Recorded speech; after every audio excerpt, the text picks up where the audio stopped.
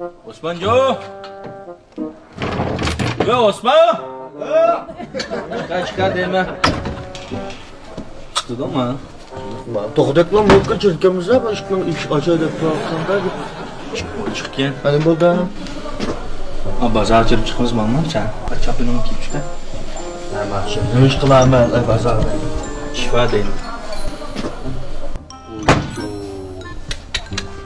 Nim bo'ldi? Ha toksin mi? Nim mi bu? To'qsimi? Nimda qalay mı bu? Nim bo'ladi? Tok vakin bu. Sundigani to'konman da valla. Eshitni ag'amsimas bu. Yalan açken takım abi. Kegen sandık sanmam sen. Qadam muzlab qolam, yo'lga chiqmas soqoqda. Sandık samsan tok ötep ketmem yerge. Sanduqqa?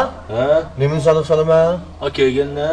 Mana valla qilich bizni tilni qilich chachim kesilgan sanduq sanmasa, maymaq kelganda sanduq salamda. Ahan sandık sanmısan sen sandık salığa aşkıda. Ay, ishim bo'lmaydi.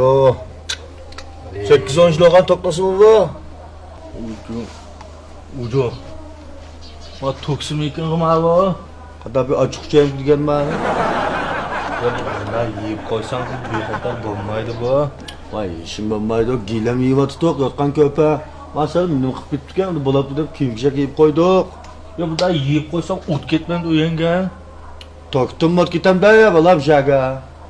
Toktu ot ketmiş bir asmandan düşüp ot ketmeydi. Şu muşta işte ot gitti da. Vay, prosta qilma deyman. Toksim bo'chiqan. Qadran kamning o'yigimi mush toksim orqali ot ketib ekan. Keyin aniqlab mush orqali ot ketganligini isbotladi.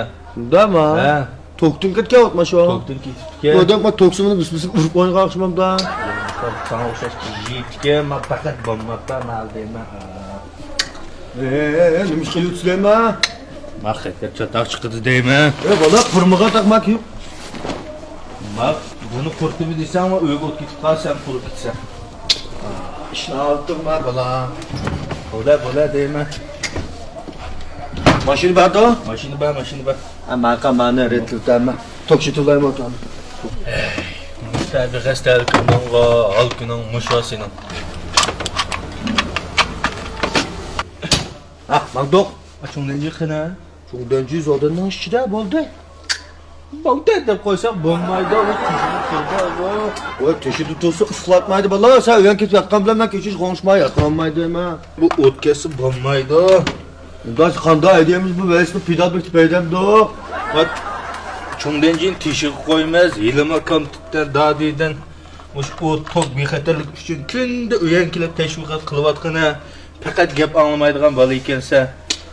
İşim bo'lmaydi deymiz. Ma kelganni et cho'qim sandiq silvat deyman. Voy, ma'qul.